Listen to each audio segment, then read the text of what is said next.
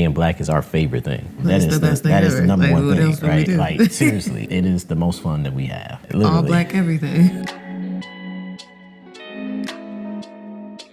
How do we meet? How did we meet? Part 1. There's 2 parts. I'm starting at Noki. I'm making cocktails, I'm in the zone, and I remember when you walked in, and I'm like, oh my God, who is that? I remember you're like, give me your number. And then I hit you with, I can give you my Instagram. Your story of us meeting starts after I first met you.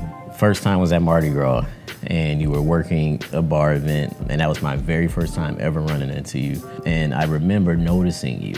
I feel like my soul was always looking for you every time I was out in New Orleans. I remember we finally went to lunch. We were talking a lot, but then we finally went to lunch. Then the world ended, right? It did. It shut Like down. legit, like right after that.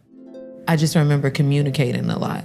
I remember feeling, because we were talking so much, I was able to open up and be so vulnerable with you in a way that was new for me.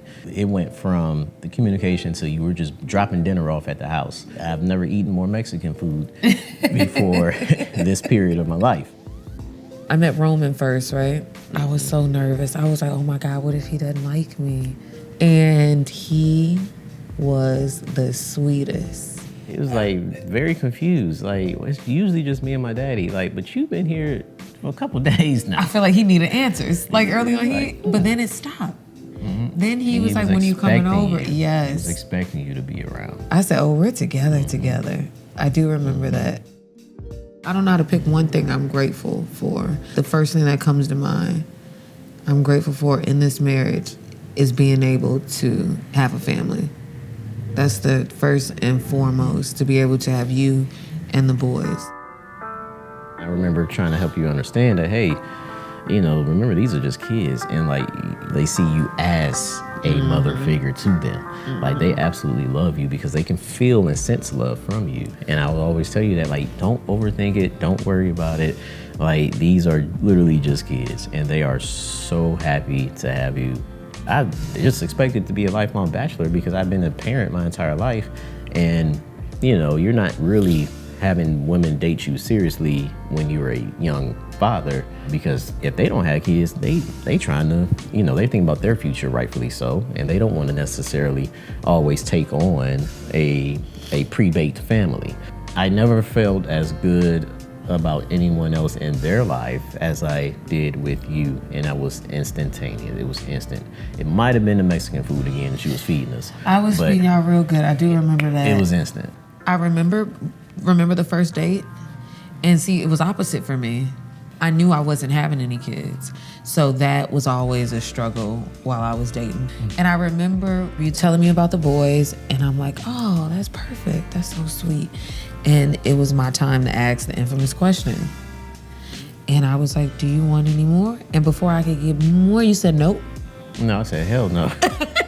And I was like, oh, perfect. I'm gonna be a super duper stepmommy, and pre-baked is the best. I fully expect to be retired by you in the next 10. Give me 10. I give you 10. That's fine. 10. Like, so in the next 5 to 10 years, I see us just growing our impact, raising these boys and seeing them off to be successful men that we know that they will be. And then from there, us deciding to, I have no idea, like your brain is all here, there, and everywhere in the best way possible. What's most important for me right now is to develop and build this family and build this relationship, which is a challenge because I care so much for this thing to work. And for this to work, I need that to work.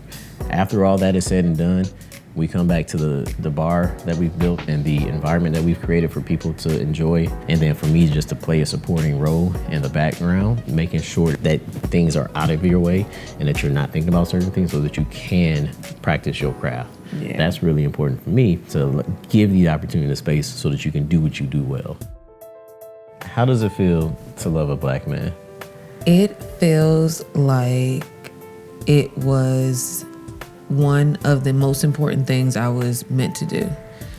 I was meant to love and protect a black man.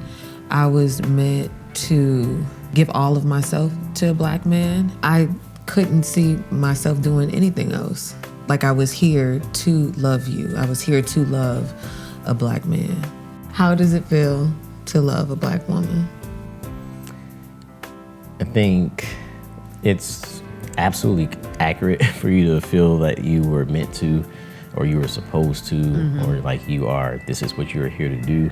Because I think as a black man, before feeling and receiving the love of a black woman, I think the word that is most fitting is incomplete. Right? As a black man lacking that black woman love, I know that I had a sense of incompletion. And so that's what it feels for me to love a black woman. I feel like there is completion. For us, I think we're both seeking that spirit of completion, and black is at the root of that.